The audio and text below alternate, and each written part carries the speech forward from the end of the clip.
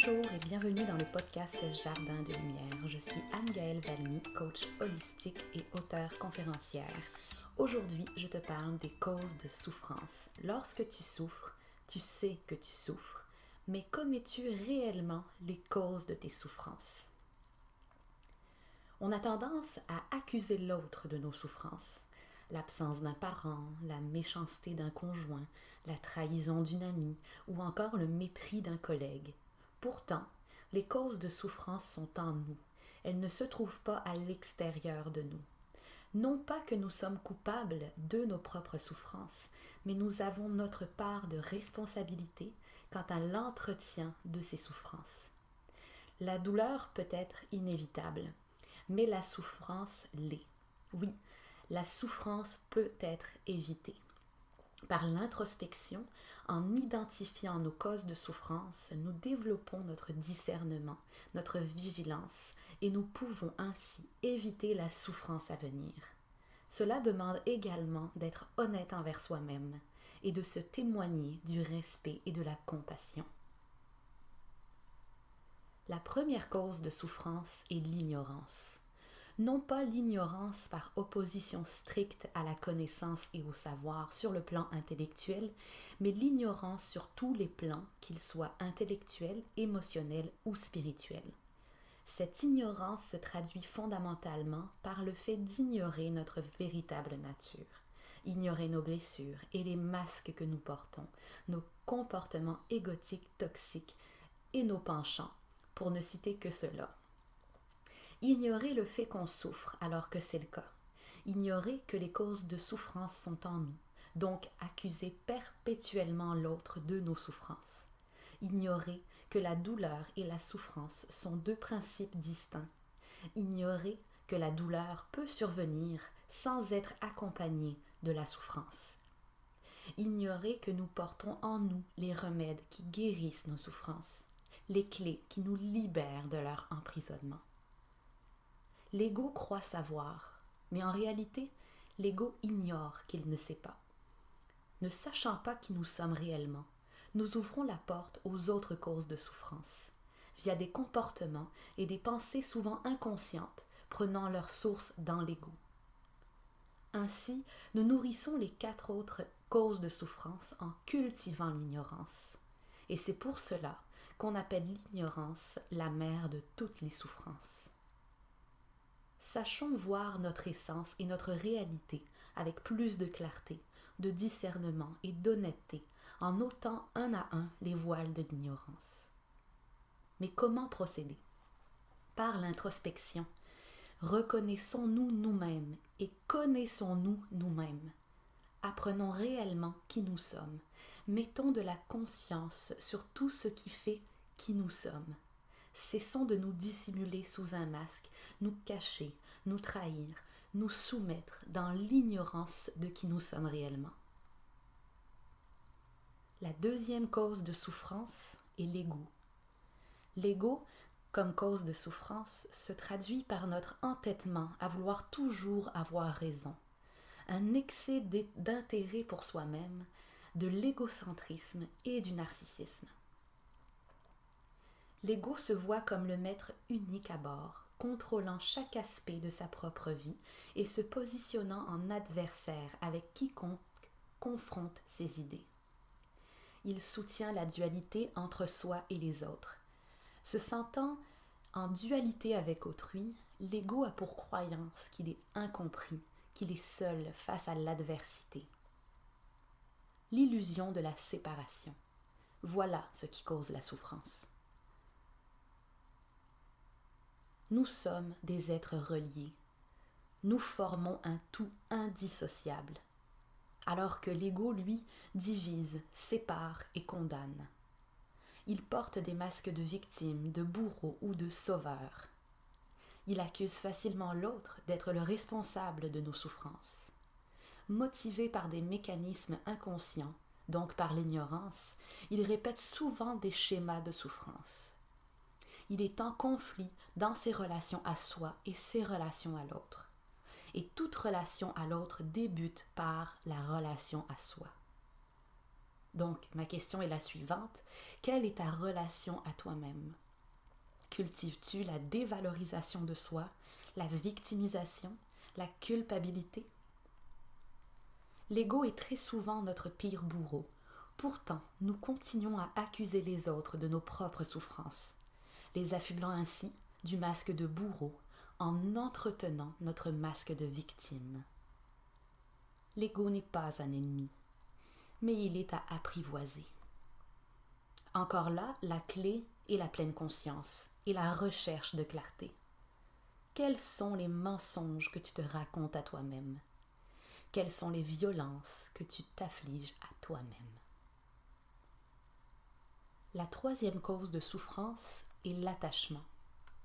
Elle est prédominante dans le mode de vie actuel en Occident, par notre accumulation de biens matériels qu'on associe très souvent à notre réussite sociale. Cependant, il ne s'agit pas uniquement d'un attachement aux choses matérielles, mais aussi à nos convictions, nos opinions, nos idées, nos habitudes et surtout à nos croyances limitantes. L'attachement conduit souvent à des addictions et dépendances plus ou moins sévères. On s'attache alors facilement à ce verre de vin du vendredi soir, et si un vendredi soir il nous est impossible d'avoir notre verre de vin, nous pouvons en souffrir. On s'attache à une opinion ou une conviction, et confronté lors d'une discussion à une opinion différente, on se met en colère, on s'emporte. On s'attache à un être aimé, on souffre de le voir partir. Ou bien même, on souffre de l'idée qu'il puisse nous abandonner. On s'attache à la croyance limitante qu'on n'est pas à la hauteur. On souffre alors de ne jamais oser ou de ne jamais se lancer. On s'attache aussi à des événements passés douloureux ou joyeux, souffrant ainsi d'une trop grande nostalgie, de regret ou de remords. On s'attache à l'idée qu'on se fait de quelque chose ou de quelqu'un. Cela crée de fortes attentes et on souffre de déception lorsque la réalité s'avère être tout autre. On s'attache à un statut professionnel ou à un rôle social. On s'attache à l'image qu'on projette aux autres. On s'attache à une carrière. Imagine que tu perds tout ce à quoi tu t'es attaché. Ton travail, ton statut, ton confort matériel, ton couple, ta famille, ton corps. Que te restera-t-il? Es-tu réellement défini par ces choses-là, ou es-tu en mesure d'imaginer ta vie sans elles? Qu'est-ce qui te définit réellement? Ta voiture, ta profession, ton compte en banque, tes sorties du week-end, ton nombre d'abonnés sur les réseaux sociaux? On s'attache à une chose, mais également à l'idée qu'on s'en fait et à l'importance qu'on lui accorde. Ce qu'il faut comprendre, c'est que ce n'est pas uniquement lorsque nous perdons un bien, l'être aimé ou notre emploi, que nous pouvons ressentir cette souffrance. Cette souffrance peut être vécue sans perdre ce bien, sans perdre cet être aimé et cet emploi. L'éventualité même, l'idée ou la pensée de les perdre devient alors une souffrance. Par attachement, on cultive l'illusion que tout est permanent. Mais c'est faux. C'est faux. Tout est impermanent. Rien ne dure éternellement. On souffre de la peur de perdre ce à quoi on s'est attaché, sachant très bien que rien n'est éternel, rien n'est permanent. La quatrième cause de souffrance est l'aversion. Elle survient lorsqu'on a vécu trop de passion et trop d'attachement. Elle nous laisse figés dans le passé, les souvenirs douloureux et les expériences vécues de façon négative. Il est alors possible de souffrir d'un événement qui s'est produit dans le passé, et à chaque fois qu'une personne, une situation ou un objet nous rappelle cet événement, nous replongeons dans la souffrance. L'exemple le plus simple est celui de la séparation amoureuse. Après une rupture, tu as sûrement dit « Je ne veux plus jamais entendre parler de mon ex ». Et le simple fait d'entendre son prénom fait remuer des émotions en toi. Par anticipation, si tu souffres encore de cette séparation, tu vas ressentir une aversion envers tout ce qui te fait penser à ton ex. Cette souffrance se voit même décuplée dans le cas où tu avais développé une forme de dépendance affective envers cette personne. Et très souvent, nous passons de l'attachement à l'aversion, car trop attachés aux choses, nous nous en sommes enivrés jusqu'à ne plus être capables de les voir en peinture. Et ma professeure de yoga nous avait donné un bon exemple amusant. C'est l'été, tu adores les fraises, après une cueillette, tu dévores un panier entier en te laissant entraîner par ton amour pour les fraises. S'ensuit une indigestion. Depuis, quand on t'en propose, tu repenses à cet instant douloureux et tu n'es plus capable d'en manger ni d'en sentir le parfum. La 5e cause de souffrance est la peur. La peur est inscrite dans notre patrimoine génétique. Elle est utile car elle permet la survie. Mais avoir trop peur empêche de vivre. Notre plus grande peur est la peur de mourir. Et cette peur ne se limite pas au fait que l'être humain aime la vie et a donc peur de la perdre. C'est une peur qui habite tout l'organisme au plus profond. Et elle n'est pas que physique, par exemple la peur de mourir dans d'atroces souffrances. Elle est aussi étroitement reliée à une angoisse existentielle. C'est en réalité la peur de l'inconnu par attachement à ce qui est connu. C'est la peur de disparaître, et pas uniquement physiquement, mais aussi de manière empirique. Peur de perdre son identité, ses valeurs, son statut social ou son pouvoir. Peur de perdre tout ce à quoi on s'est attaché et identifié. La peur de quitter ce que l'on connaît pour s'en aller vers l'inconnu. On s'identifie à un corps, des biens matériels, un statut social, une étiquette, un masque qu'on a peur de perdre. Car si on perd tout cela, qui on est? Qu'est-ce qu'on deviendra? À quoi pourra-t-on s'identifier? L'éveil peut se vivre de manière très douloureuse lorsqu'on prend conscience que tout cela n'est qu'illusion. Tout ce à quoi on est attaché et identifié n'est qu'une illusion du mental et de l'ego. Alors la question « qui suis-je » peut faire très peur, mais on se la pose tous à un moment donné dans sa vie. On peut choisir d'ignorer sa véritable nature.